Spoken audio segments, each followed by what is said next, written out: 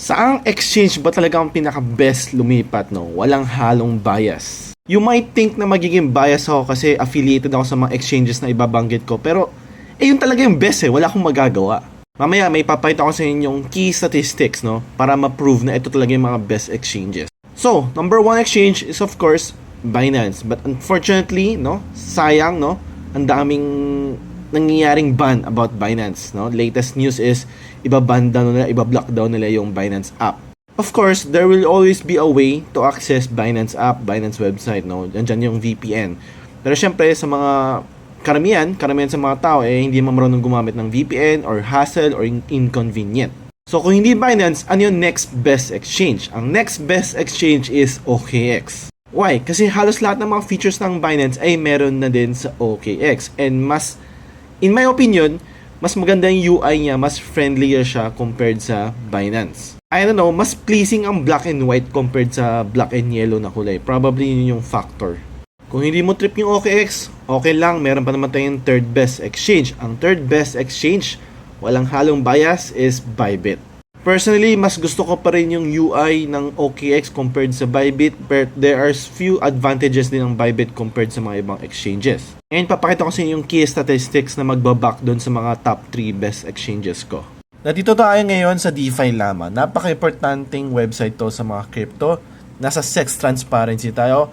I-custom range ko from start of 2024 until yesterday, no? April 7.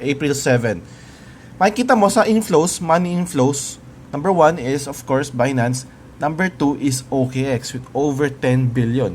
Next is Bitfinex, di natin naman, pero down ng 1.6 billion. Robinhood naman, di natin magagamit to, or I think pwede, pero ito sa mga US customers to, US market with 1.2 billion. What's next? So technically, itong dalawa, wala na out of the picture na yan. Next is yung Bybit. So ito yung third best exchange natin na merong 1.4 billion money inflow. Now, what about spot volume? So spot volume, Binance 16.7, Bybit 2.5, ng OKX 2.5, and yung number 5 natin is 2.7 with Bybit. Open interest, yung mga open positions, mga ganyan, 20 billion Binance, 7 billion OKX, and we have 12 billion naman sa Bybit. What about the others? Wala na, mababa na lang yan. No? Millions. Like yung mga iba, HTX, Gate.io, BitGet, yan, mga out of the picture ng mga yan, no? Mexi, wala na yan. One key disadvantage ng mga best exchange is hindi sila basta-basta nag-list ng mga tokens or ng mga coins. Technically, hindi siya disadvantage kasi it helps, it protects the users kasi. Unlike sa mga ibang exchanges na list ng kung ano ng shitcoins, meme tokens, walang due diligence ba?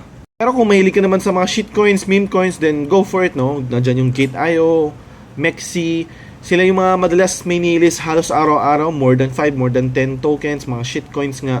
Kung mahilig ka mag-trade sa mga ganong klaseng coins, then puntahan mo yung mga exchange na yun. Di mo makikita yun agad-agad sa mga top 3 exchanges. So, if you wanna support me, you can use my referral link. Ang link ay nasa bio lang yun.